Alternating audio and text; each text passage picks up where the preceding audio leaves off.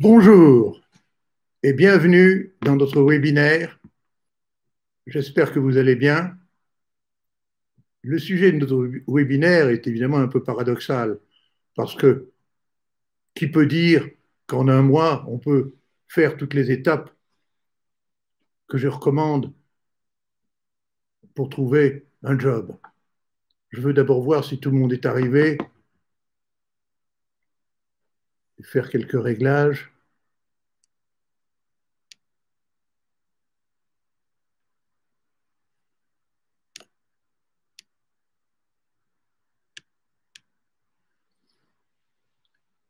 Alors, je vais introduire le sujet. J'espère que la lumière est convenable, que l'éclairage n'est pas excessif.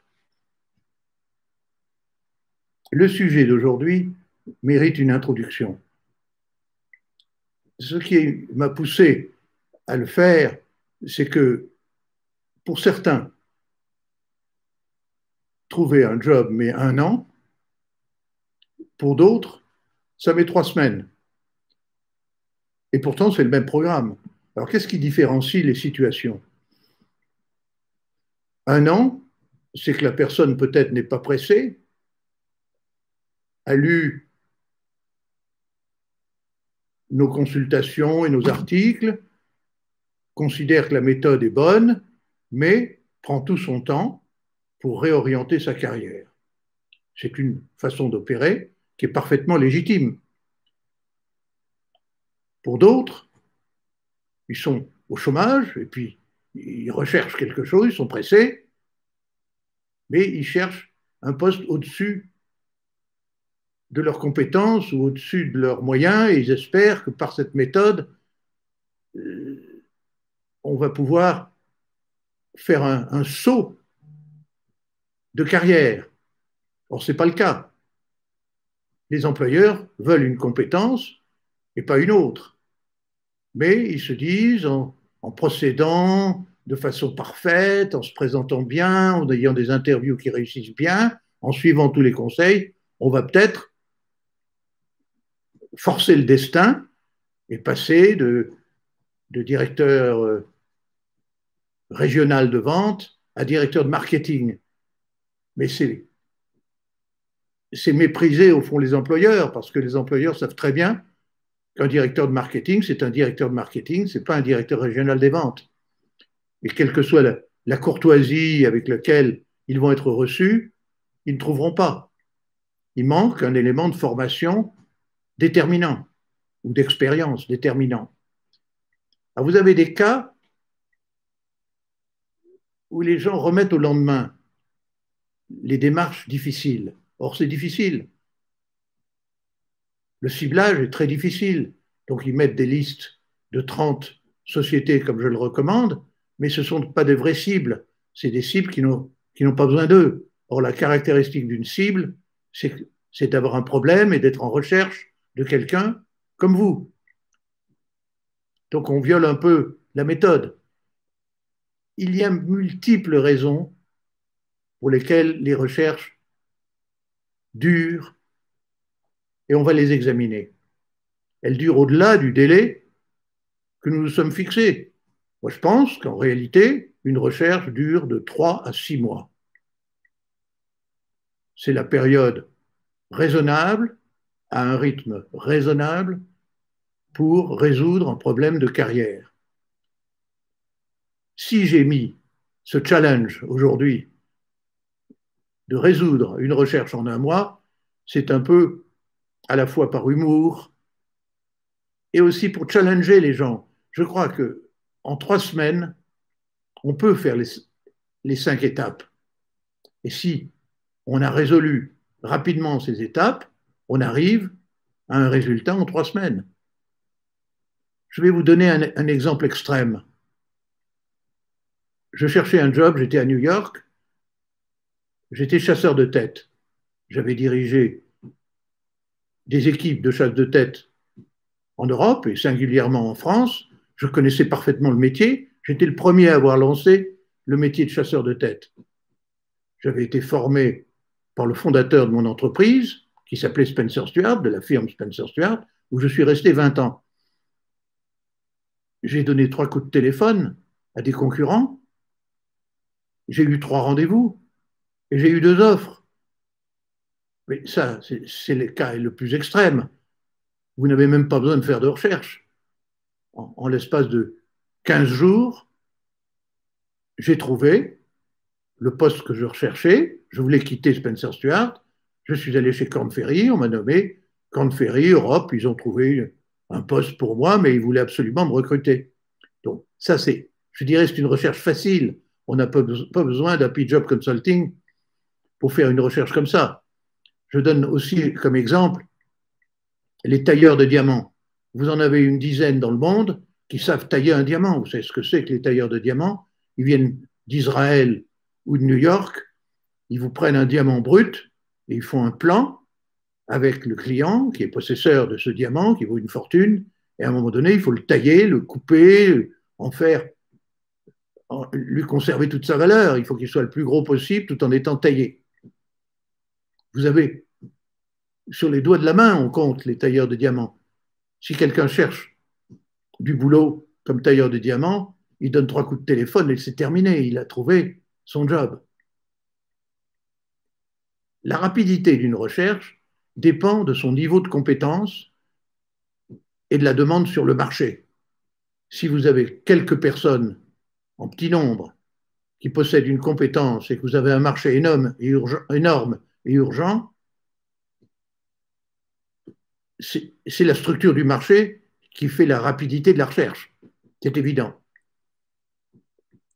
Néanmoins, prenons une recherche de quelqu'un de normal, de moyen, dans la moyenne de nos participants et de nos membres, et essayons de voir si on ne peut pas accélérer le processus des recherches pour que ceux d'entre vous qui tergiversent, qui perdent leur temps, qui procrastinent, qui font durer 6 mois, 1 an les recherches, prennent conscience que sur certains points, s'ils sont pressés, on peut résoudre rapidement ces problèmes. C'est ça un peu le challenge que je me pose aujourd'hui.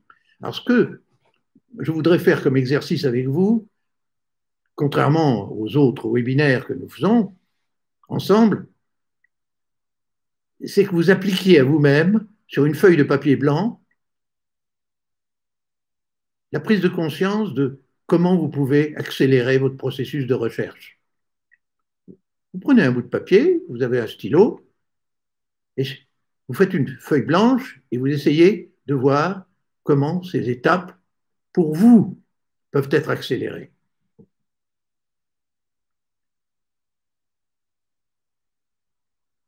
Je voudrais aussi faire une deuxième introduction. C'est vous dire pourquoi Happy Job existe. Happy Job Consulting est né de la frustration que j'avais en tant que chasseur de tête pendant 40 ans de voir des candidatures spontanées venir chez les chasseurs de tête pour lesquelles on ne pouvait rien faire. Vous aviez quelqu'un de remarquable, on le voyait, on lui donnait des conseils, mais on n'avait pas de poste pour lui. Or, il voulait quitter son entreprise, il n'était pas heureux, il ressentait un malaise permanent, il n'était pas bien payé, il n'était pas reconnu, il ne s'entendait pas avec son patron et avec son entreprise, il y avait des divergences profondes et justifiées. Parfois, on les présentait à des clients parce qu'ils correspondaient au profil que les clients nous demandaient. On travaille pour les clients, on ne travaille pas pour les candidatures spontanées dans un cabinet de chasse de tête. On est payé par les clients qui vous donnent un mandat de trouver un cadre ayant telle et telle compétence. Si quelqu'un entre dans cette voie, on est ravi, on le présente au client. Alors, on présentait au client généralement, verbalement, on en présentait 10, mais physiquement, on en présentait 3, 4. Un président de société qui recrute un directeur de marketing ne peut pas se permettre de recruter 50 personnes, d'interviewer 50 personnes, pardon. Alors, il a bien sûr des recruteurs, le DRH ou des équipes de recrutement dans les plus grandes sociétés, mais parmi les candidatures qui sont bonnes, c'est le président ou c'est le patron, l'utilisateur, qui détermine la décision. Et donc, il peut se permettre de voir les 3 meilleurs. Et sur les 3 meilleurs, il y en a un qui est pris. Il y en a 2 qui sont soit déçus, soit qui vont vivre d'autres aventures.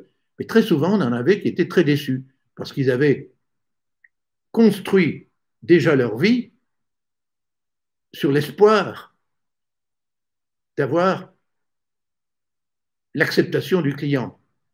Et évidemment, tout se passe bien dans les interviews. Les gens vous posent des questions, ils ne vont pas vous dire vous vous trompez, vous êtes nul. C'est rare qu'ils fassent ça. C'est des brutes. Ils sont diplomates, ils vous écoutent, et puis ils décident que ce n'est pas vous qui vont prendre, ou bien que c'est vous qui vont prendre. Et il y a toujours des gens déçus. Et je m'étais dit, je vais aider ces gens-là. Alors je les aidais, c'était ma BA, hein, la bonne action de la journée de Boy Scout. Je passais 1 heure avec eux, au lieu de les amener à l'ascenseur et de leur dire, écoutez mon vieux, la prochaine fois, ce sera peut-être mieux, au revoir, bonne chance. Je leur disais, gratuitement, d'homme à homme, je leur disais, non, c'est pas sur une bonne voie, vous recherchez des postes qui ne correspondent pas avec qui vous êtes, avec votre image, avec votre personnalité, c'est ça qu'il faut que vous fassiez. Et j'ai essayé d'optimiser, comme on va le voir tout à l'heure, le ciblage, après avoir fait l'analyse de personnalité rapide, et en les rencontrant, évidemment, je les connaissais.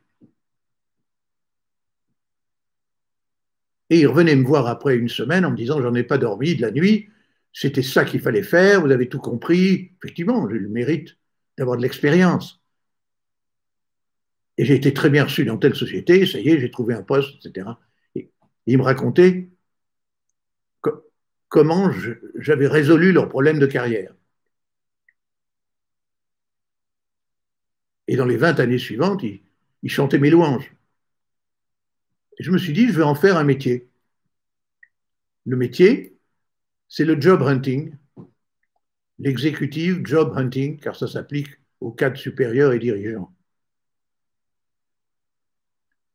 Ce métier existe un peu aux États-Unis et dans des pays anglo-saxons.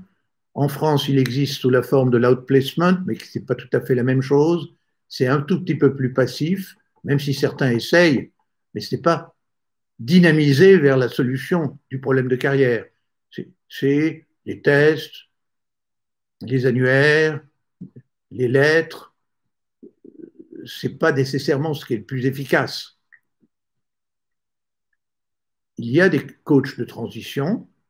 Nous-mêmes, nous avons un département avec un partenaire qui s'appelle Isabelle de Gérovilliers, qui fait des coachings de transition pour les grandes entreprises, à la demande des entreprises qui licencient quelqu'un qui n'a pas démérité, mais auquel ils veuillent payer un outplacement.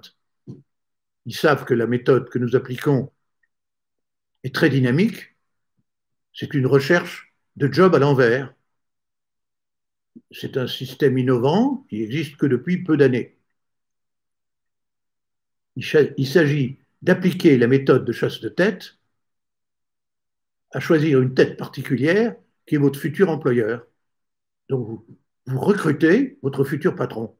Donc, c'est un peu, on marche sur la tête et c'est normal. Il faut que vous partiez du profil du patron que vous désirez, de l'entreprise que vous désirez, et vous partez en chasse, et c'est le conseil que nous vous donnons. Évidemment, je suis qualifié pour conseiller une chasse, mais c'est une chasse d'un type particulier. Alors, qu'est-ce qui a changé et qui fait que en 2020 et dans les années qui vont venir, ce métier a émergé? Eh bien, c'est très simple. Les rapports depuis 10 à 20 ans, mais surtout depuis 10 ans, ont été modifiés entre les patrons et les entreprises d'une part, et les cadres supérieurs de l'autre. Auparavant, vous êtes au courant de la caricature, on entre dans la banque à 25 ans et on prend sa retraite. Aux États-Unis, on donne une montre en or au moment de la retraite ou un cadeau et on dit Jack, il a passé 40 ans dans notre société, etc. C'est fini tout ça. On entre avec une mission particulière, de résoudre un problème particulier. Ça peut être renouvelé. Si on estime au bout de 5 ans que vous avez rempli votre mission, bien on fait un nouveau bail pour une autre partie de l'entreprise. Mais la loyauté à vie qui existait ou pouvait exister dans certaines entreprises entre l'entreprise et le cadre a plus ou moins disparu. Vous êtes dans une entreprise, dans un état de contrat annulable à tout moment. Alors, ce n'est pas aussi brutal que je le dis. On vous garde, on vous trouve des utilisations. Si vous ne correspondez pas à une mission qui est obsolète parce que ça a été résolu, le sujet n'existe plus, on vous garde pour autre chose. Et les directions de ressources humaines ont des départements d'organisation, de carrière, qui essayent d'utiliser l'actif humain de l'entreprise. Et en tout cas, la verbalisation est claire. On dit ça à tout le monde, on dit vous êtes chez nous, il y a un esprit de loyauté, etc. Mais c'est pas vrai. C'est pas vrai. Si vous avez une fusion, on licencie 100 personnes et l'encadrement saute.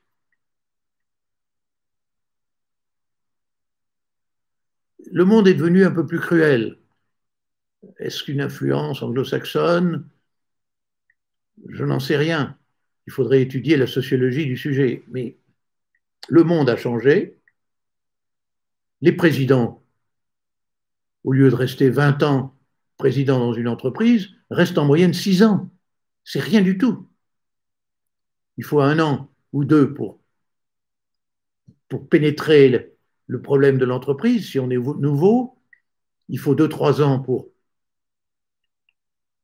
mettre en place certaines innovations que vous vouliez faire au début.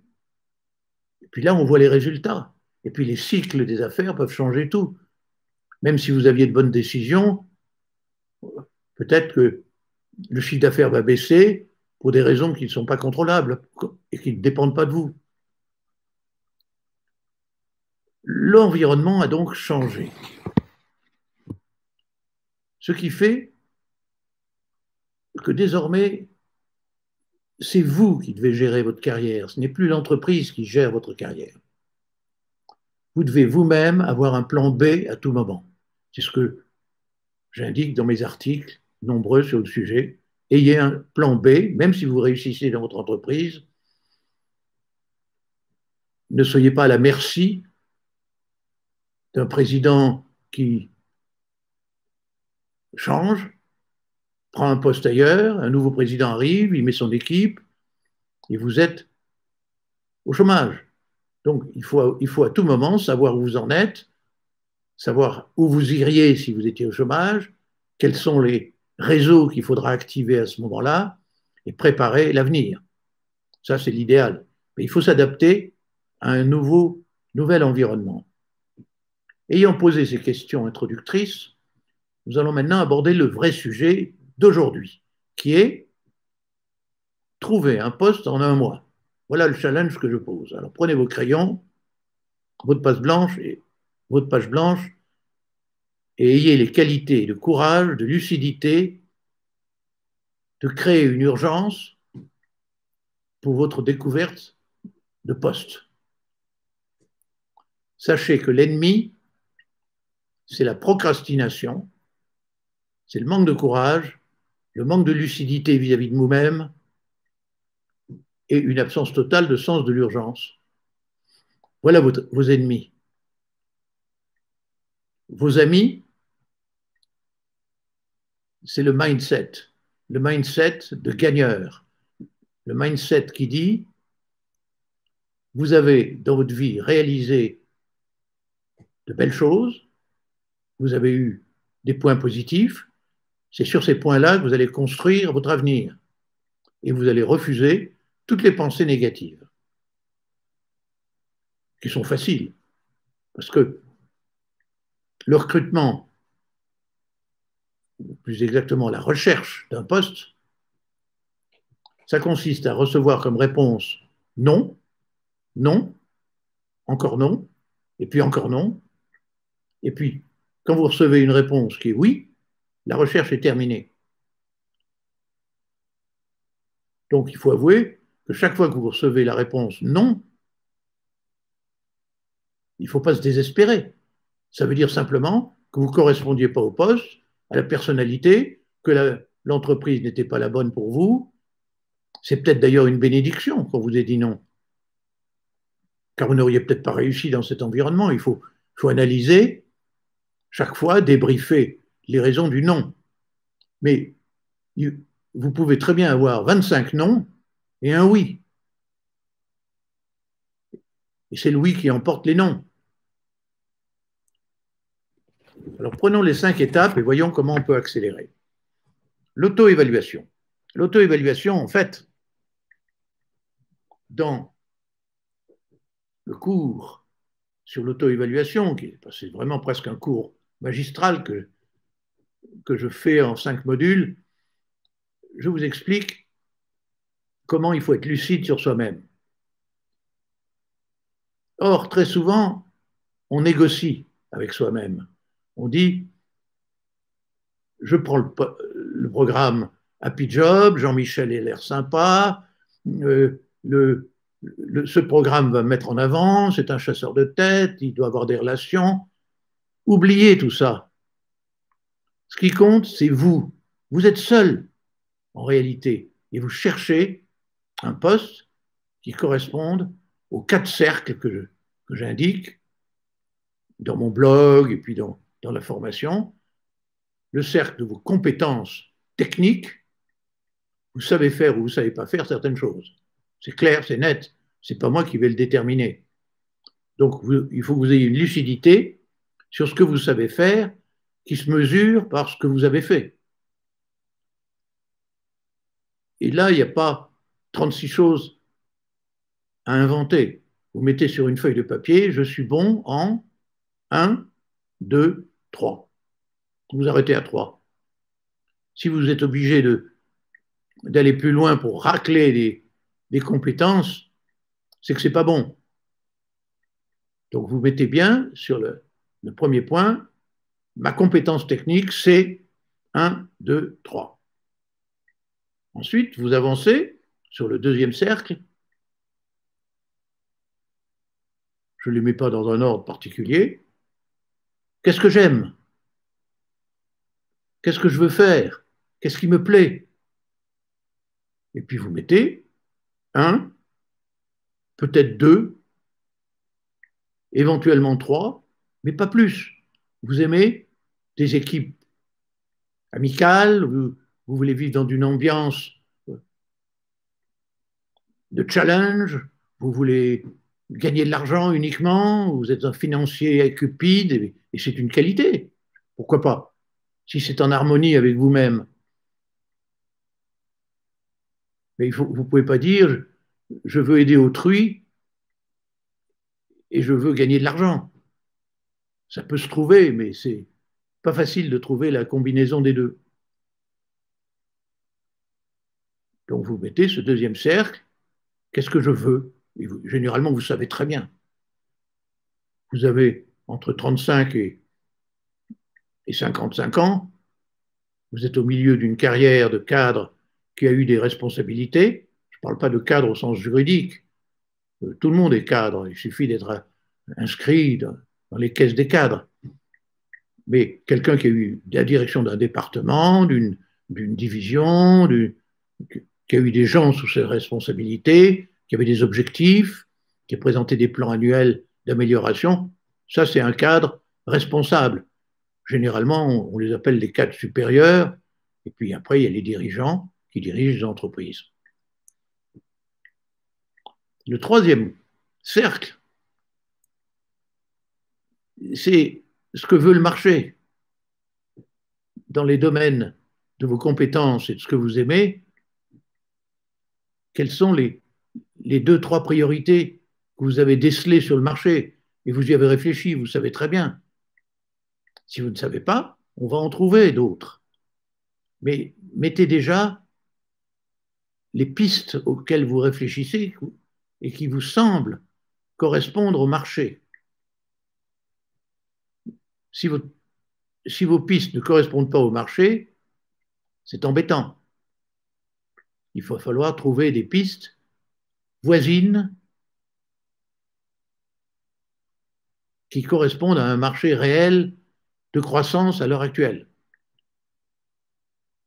Et puis, vous voyez aussi les problèmes matériels, de niveau de poste, de rémunération,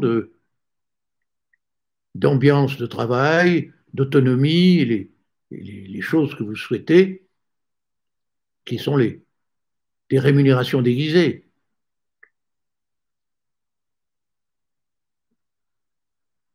Quand vous avez fait votre auto-évaluation, vous pouvez passer au ciblage, mais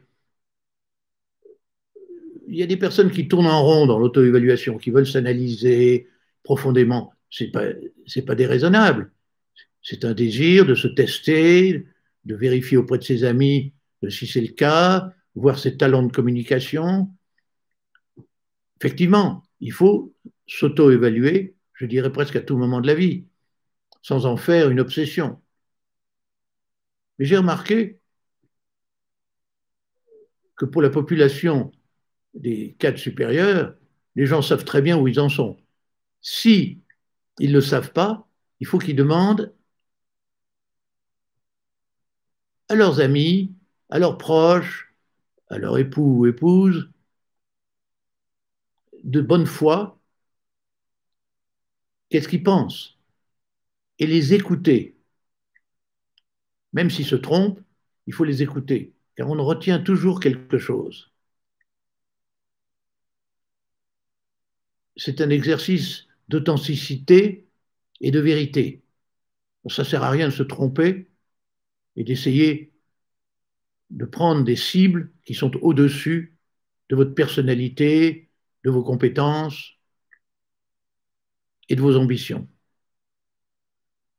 C'est une recette pour perdre. Ce qui vous définit le mieux, pour la suite, c'est les 3 expériences de réussite professionnelle. C'est beaucoup mieux de dire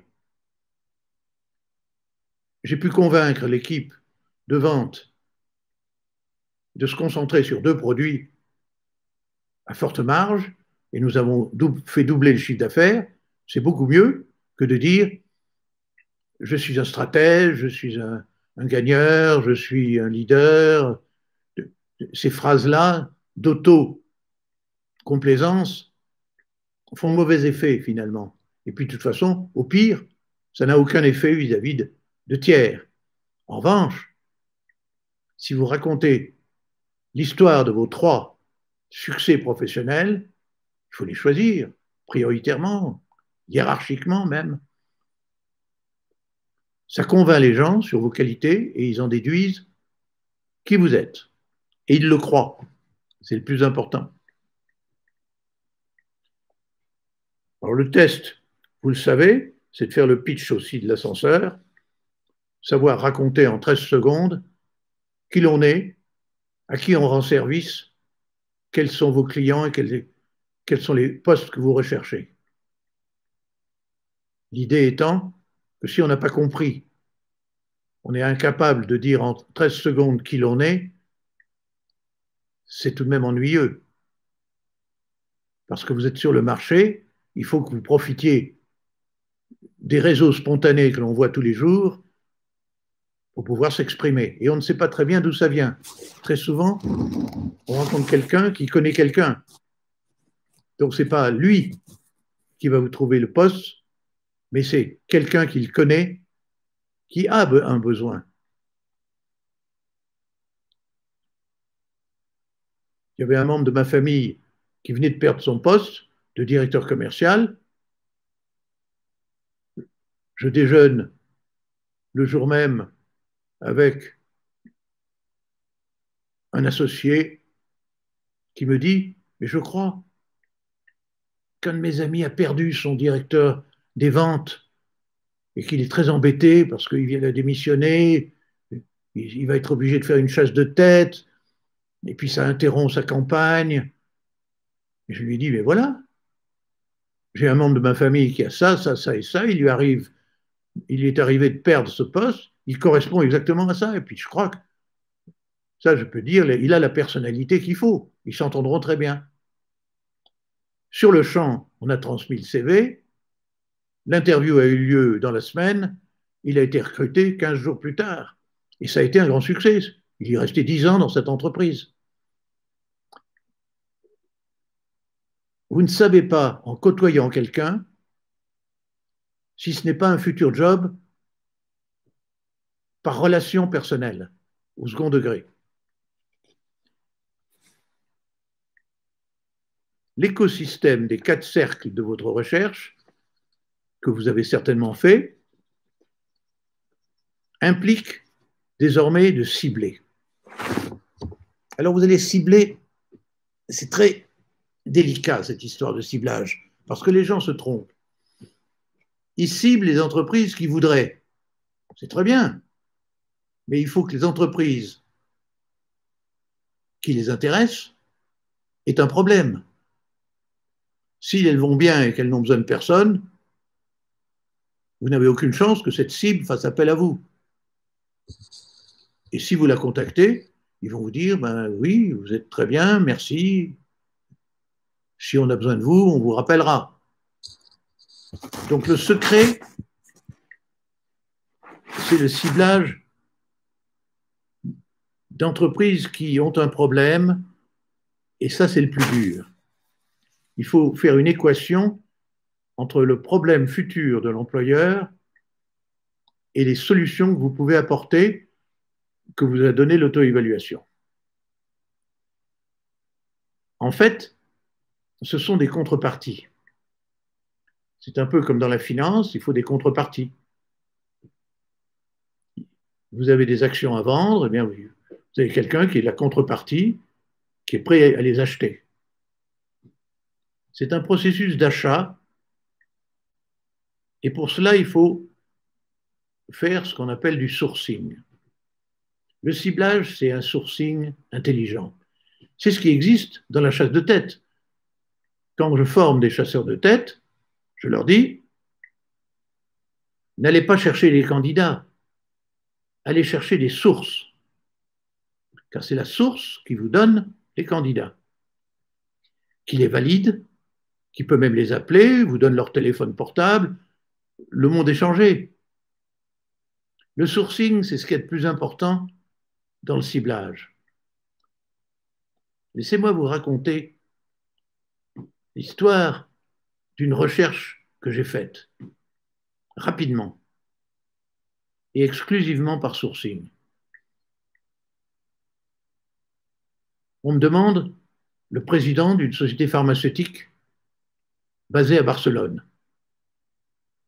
Il fallait que la personne soit un Espagnol, qui connaisse la pharmacie, qui soit niveau directeur général, peut-être directeur général adjoint ou directeur commercial, mais ayant une compétence globale de l'entreprise.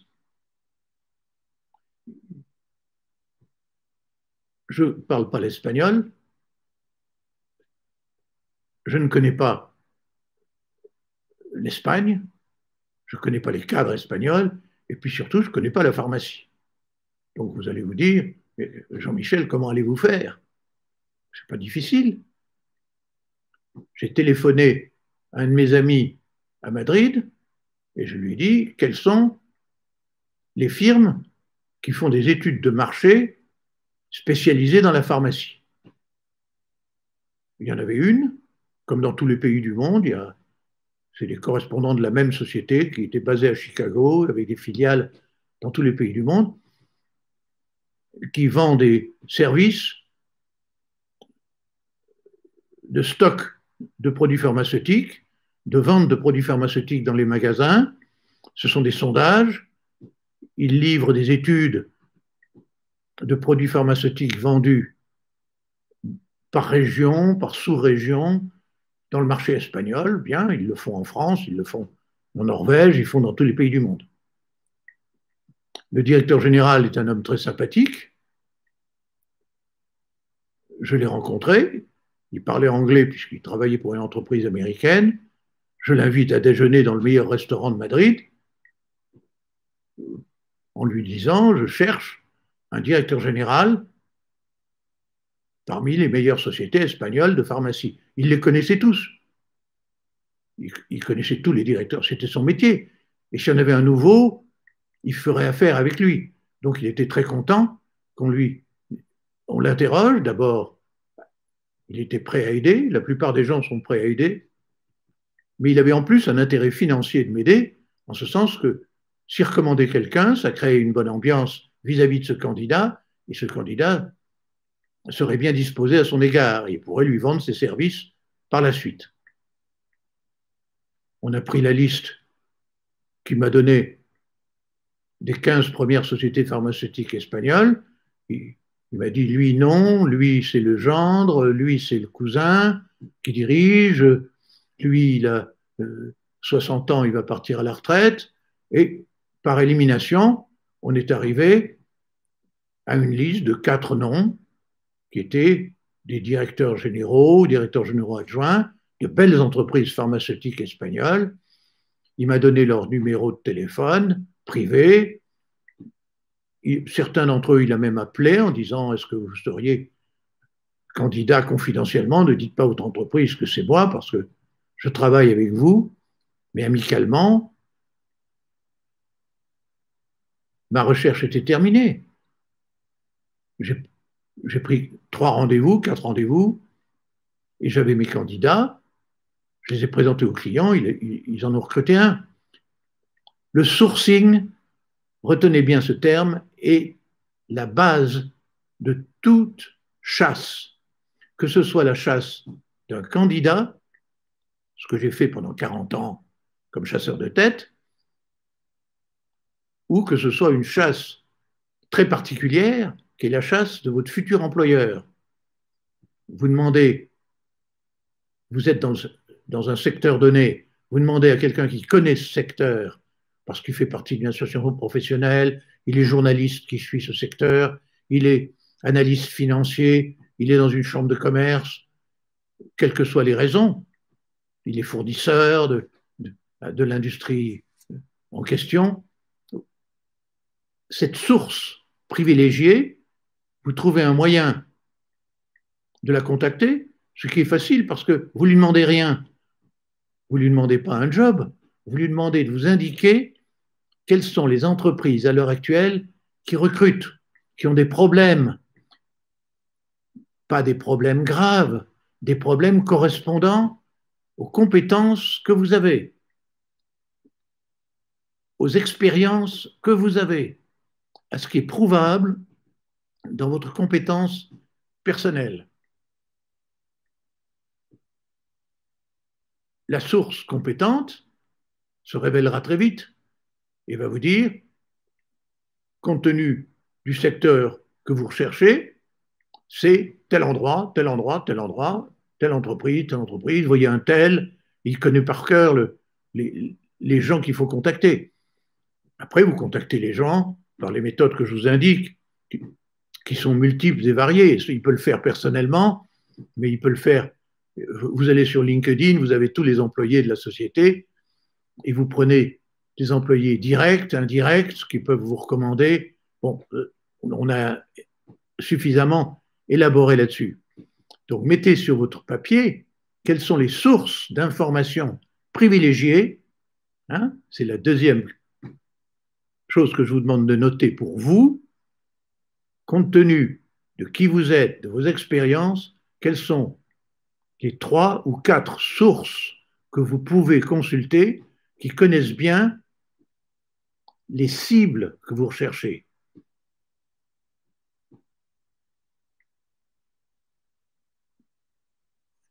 Et réfléchissez bien, il faut que la source ait les caractéristiques suivantes.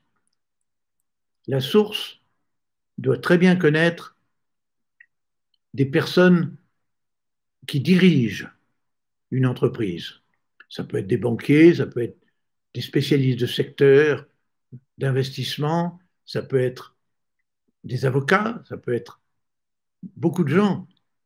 Moi, je crois que les fournisseurs sont souvent les meilleures sources, parce qu'un fournisseur d'un secteur donné connaissent leurs clients. Mais dans les services, ça peut être une société qui est dans le secteur, qui n'a pas de problème, mais elle connaît ses concurrents. Et donc, elle peut vous dire, un tel aurait peut-être besoin de quelqu'un comme vous. Et il faut partir du besoin de la cible. Alors, tous vos rêves, j'aimerais aller dans telle société, il faut les passer au tamis des besoins que les sources vont vous donner. Les analyses financières, je vous disais, regardez le rapport annuel si la société est cotée en bourse, les concurrents, il y a des études sectorielles, les anciens élèves, les études de marché.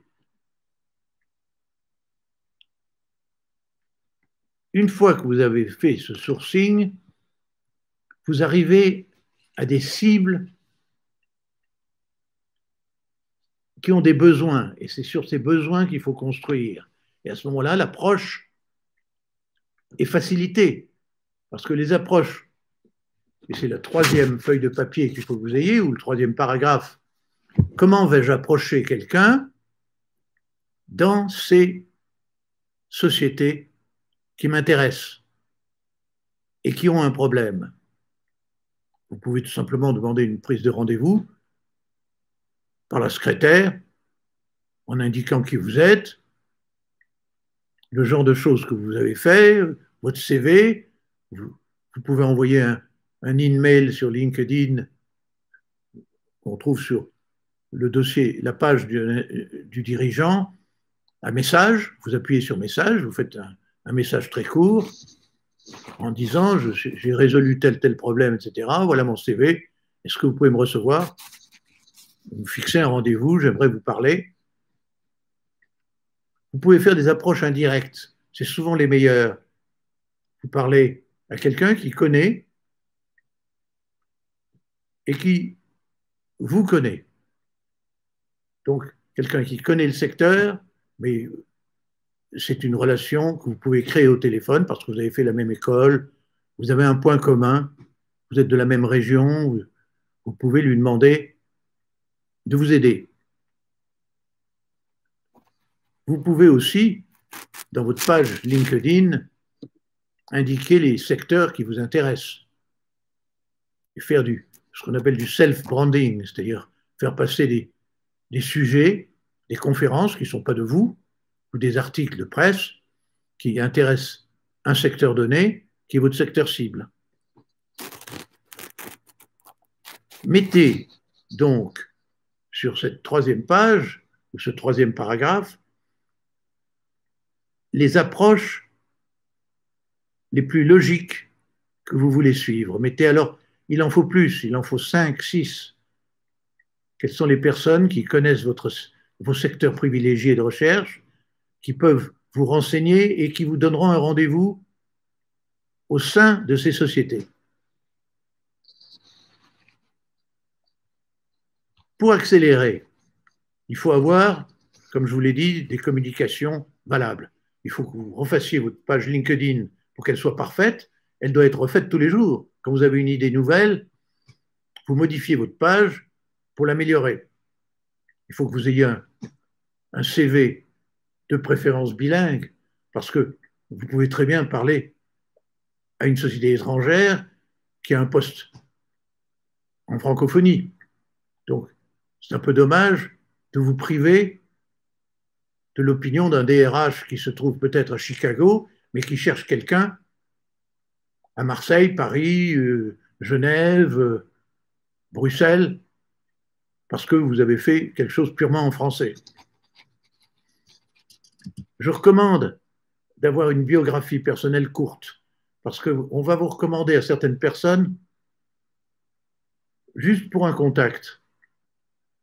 Et c'est dommage d'arriver et de les prendre à la gorge avec un CV complet. Il faut avoir une biographie comme on la donne si vous faites partie d'un séminaire, on donne les biographies des gens qui sont là, c'est plus court, ça indique les éléments clés de vos motivations, c'est-à-dire ce que j'appelle le pitch de l'ascenseur, mais ça donne une idée un peu moins agressive de ce que vous aimez, ce que vous recherchez. Le CV est une vraie prise de candidature. Vous pouvez donner aussi un résumé de votre page LinkedIn. Alors, dans les communications à préparer, j'ai indiqué que votre préparation d'interview, qui est un document de 3 pages, qui résume vos points forts, les histoires que vous pouvez raconter pour que, sous le coup de l'émotion de l'interview et de la tension, en 2 mots, de la tension, parce qu'on est tendu, on oublie parfois certaines historiettes qu'on aimerait raconter et qui correspondent bien à la situation du client. Il faut les avoir notées sur un papier. Et puis la liste des questions qu'il faut poser, c'est tous les trucs d'interview que je vous ai donnés. Vous pouvez mettre sur l'interview les résolutions que vous prenez. Alors là, je vais être plus directif. La première interview, c'est de contrôler l'interview, car le sujet, c'est l'avenir, c'est pas le passé. Trop vous attarder sur votre passé utilise des minutes inutiles. Il faut le faire un peu. On vous demande de parler de votre expérience, vous racontez les 3 principales expériences qui enrichissent la compréhension de votre secteur pour votre interlocuteur. Donc c'est sur mesure. Mais une fois que vous avez parlé du passé, il faut renverser la conversation et demander à votre interlocuteur en quoi, par exemple, cette expérience se trouve correspond aux problèmes de votre entreprise et en quoi pourrait-elle être utile. Et donc vous entrez, non plus, vous sortez de l'interview pour passer dans la conversation. Et la conversation crée un sentiment inconscient que vous êtes déjà dans l'entreprise. Et donc on parle de l'avenir et non pas du passé. Il faut avoir quelques questions intelligentes, ça vous connaissez, et je me suis très étendu dans les dernières semaines sur les techniques d'interview. Résumons-nous. Il est possible de trouver un poste en 1 mois, mais il y a des conditions. Condition numéro 1, vous êtes lucide sur qui vous êtes, vos forces et vos faiblesses, et vous ne cherchez pas des postes qui sont au-dessus de vos compétences, car vous allez être vite démasqué.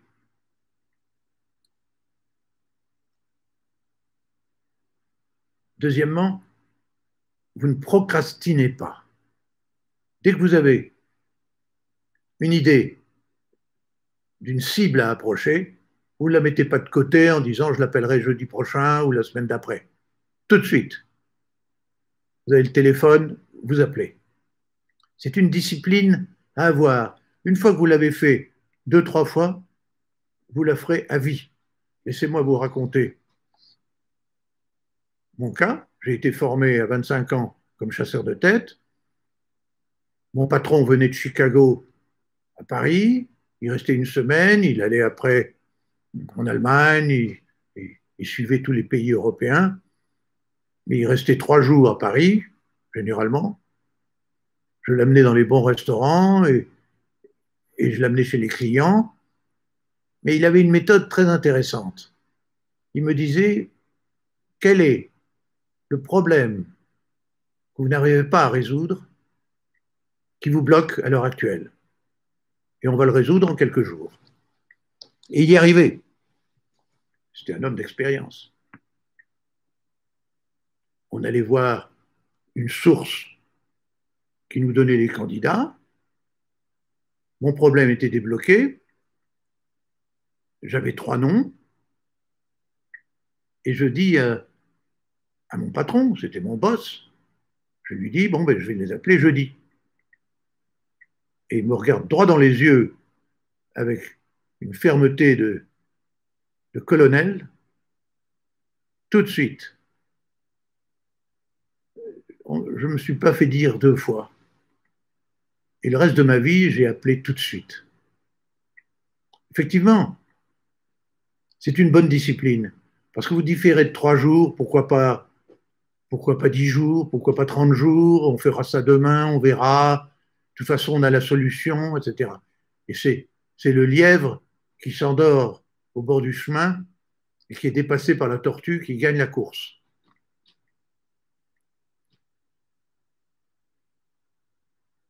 J'ai tiré de cette leçon que m'avait donnée mon boss de l'époque, depuis que j'ai 25 ans, quand quelqu'un vient me voir avec un problème ou quand j'ai la solution d'un problème, je prends le téléphone dans la seconde. C'est un réflexe.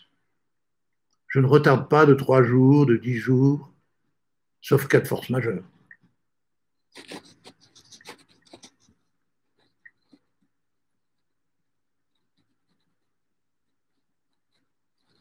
On arrive à résoudre un problème de recherche s'il y a une autre condition, c'est que vous êtes très pressé. À ce moment-là, vous résumez votre recherche par les points que je vous ai fait résumer, vos cibles logiques correspondant à vos compétences, le résumé de vos histoires d'expérience, car c'est votre carte de visite véritable, avoir un curriculum vitae qui dit bien ce en quoi vous êtes compétent, que vous remettez aux cibles susceptibles d'être intéressées. La prise de rendez-vous n'est pas un problème parce que généralement, si vous arrivez dans une entreprise et que vous êtes trop haut, on vous dit le niveau où la décision doit être prise. Et à ce moment-là, vous appelez la personne en disant, vous avez appelé le président de la société, par exemple, et qu'il vous a suggéré d'appeler à un autre niveau.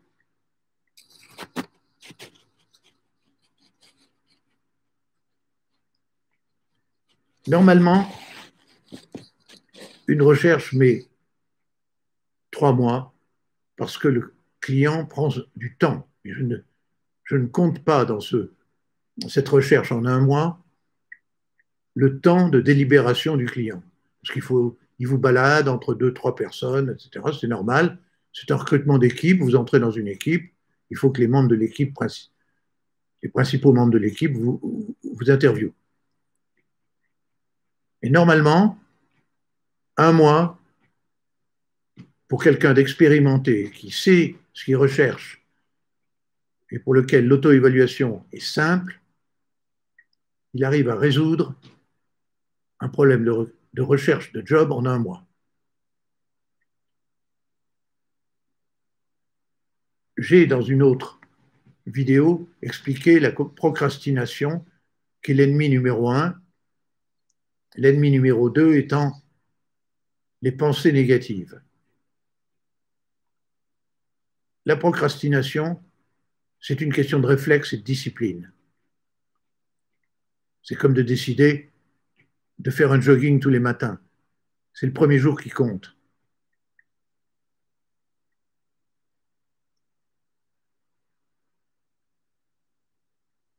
Les pensées négatives, c'est plus dur. Parce qu'il faut se discipliner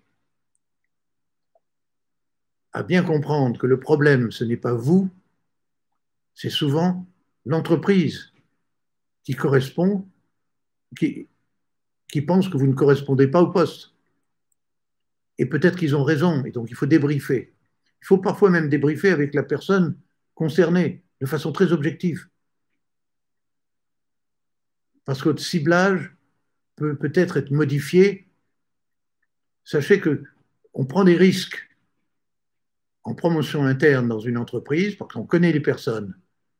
Mais on ne prend pas de risque vis-à-vis de quelqu'un de l'extérieur. Ce qui fait que quand vous avez un poste, vous vous dites, mais je ne peux pas déchoir et entrer dans une entreprise à un poste en dessous. Mais peut-être qu'il faut le faire, parce que 6 mois plus tard, on vous redonnera le poste qu'il faut. Mais il y a un adoubement nécessaire quand on entre dans une entreprise, il faut 6 mois pour être reconnu par des expériences positives. Donc il ne faut pas que le ciblage étant trop haut, vous n'aboutissiez à aucune demande d'interview. Il faut être très subtil dans ce domaine et savoir quand accepter un poste légèrement en dessous dans une autre entreprise. Nous arrivons au terme de ce voyage de recherche en un mois. Nous allons maintenant examiner les questions qui ont été posées. Je regarde s'il y en a ici. Je vois qu'il y en a 2.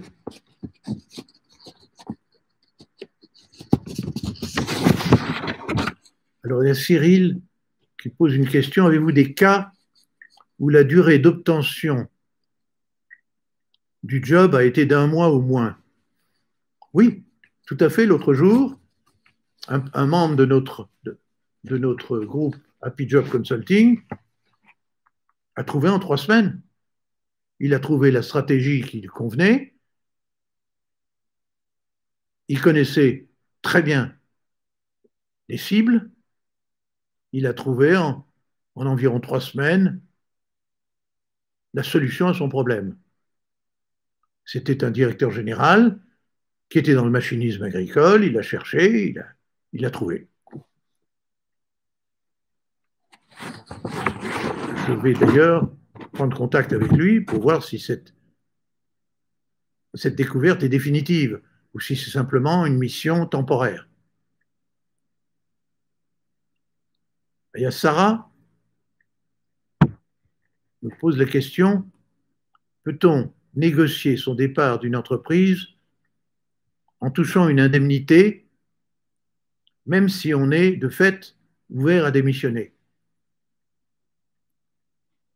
Je crois que ça peut exister pour les postes élevés. Je crains que ça n'existe pas pour les postes plus subalternes. Quand vous avez été dans une entreprise pendant, disons, 15-20 ans, où vous avez fondé une entreprise, et vous partez une fois la société créée au bout de 5-6 ans, mais vous avez eu l'impact déterminant avec le fondateur de l'entreprise. Vous trouvez qu'il y a de bonnes raisons de quitter. Vous entendez moins, vous voudriez voler de vos propres ailes, vous cherchez davantage d'autonomie, ou bien dans un autre secteur. En fait, si vous démissionnez, vous perdez un fonds de commerce. Vous avez créé un fonds de commerce et la situation juridique que vous avez de votre contrat avec votre entreprise fait que si vous démissionnez, vous n'avez droit à rien du tout. Et si on vous licencie, vous avez droit à 2 années de salaire. Pour un poste de direction générale à 300 000 euros par an, ça fait une différence de 600 000 euros.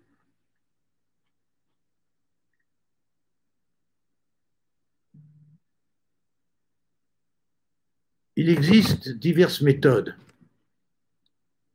On peut prendre contact avec son associé, son patron, et dire, je suis là depuis 10 ans, j'ai créé cette société avec toi, pour telle raison, j'envisage, mais vous ne démissionnez pas, j'envisage de partir, je suis moins motivé, je serai plutôt à la recherche de ça, ça et ça. Songez ce qui se passe dans la tête du président d'une société qui entend cela de son bras droit. Il faut le faire avec tact. Enfin, il ne peut pas en vouloir à quelqu'un d'être libre et d'envisager de s'en aller. Et d'un autre côté, il n'est pas en présence d'une démission. Il va falloir qu'il remplace le poste que vous tenez par un autre titulaire. Et il ne peut pas le faire tout de suite, sinon il y aura 2 personnes. Il sait que vous êtes moins motivé et donc votre performance risque d'en prendre un coup. Si vous partez de la concurrence, vous allez peut-être emmener des clients, il va se passer des choses désagréables. Il a tout intérêt, une fois que votre décision a été annoncée de façon discrète et personnelle, à ce que on passe aux actes, parce que sinon ça le paralyse dans sa recherche d'un successeur. Donc on est dans une situation qui n'est pas de chantage, mais qui est une situation de vérité. Son bras droit veut partir, il ne peut pas encore le remplacer, il est paralysé, et ça gêne la croissance de l'entreprise. Donc il serait prêt à envisager une indemnité qui mette fin clairement au contrat. Vous, ça vous laisse libre et vous avez une indemnité, et lui, moyennant une faible dépense, se trouve seul avec la liberté de choisir votre remplaçant. Il y a donc une négociation possible.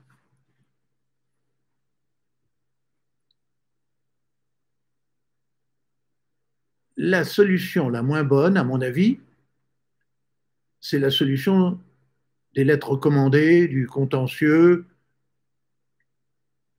qui finalement est artificiel puisque vous êtes prêt à partir. Et très souvent, les gens vont voir des avocats et croient que la solution, elle est dans le contentieux. C'est une erreur. Il faut quitter une entreprise en bons termes. On ne peut pas reprocher à quelqu'un de vouloir voler de ses propres ailes et de quitter, de démissionner. Il y a une liberté de carrière. Et d'un autre côté, vous avez construit quelque chose et vous avez des droits à un fonds de commerce, ce n'est pas au sens littéral, mais vous avez des droits financiers que vous pouvez négocier. Alors, il y a des cabinets qui se sont créés qui négocient cela. Nous avons passé, par exemple, à P-Job Consulting, un partenariat avec Thierry Krief, qui a créé une société qui s'appelle Nego & Co. Il est lui-même professeur de négociation à Polytechnique et il engage par ses conseils les cadres qui viennent le voir à suivre une procédure tout à fait subtile de discussion avec leur patron pour arriver à obtenir une indemnité. Mais ça n'existe que pour des postes élevés. Parce que pour un poste subalterne, on dit, écoutez mon vieux, vous travaillez dans l'entreprise, si vous démissionnez, on cherche quelqu'un d'autre, si vous ne démissionnez pas, ben vous êtes dans l'entreprise. Au niveau des postes les plus élevés, c'est difficile. Donc, il y a une possibilité de négocier. Mais sachez, c'est à Sarah que je m'adresse, sachez que c'est réservé à des situations très particulières. Et si vous désirez aller plus loin dans cette chose, je peux vous recommander plusieurs cabinets qui peuvent vous aider à négocier cela. En tout cas, c'est une question très subtile, mais réelle. Notre entretien webinaire d'aujourd'hui est terminé. Je vous remercie et vous souhaite tous mes voeux pour la conduite de votre recherche.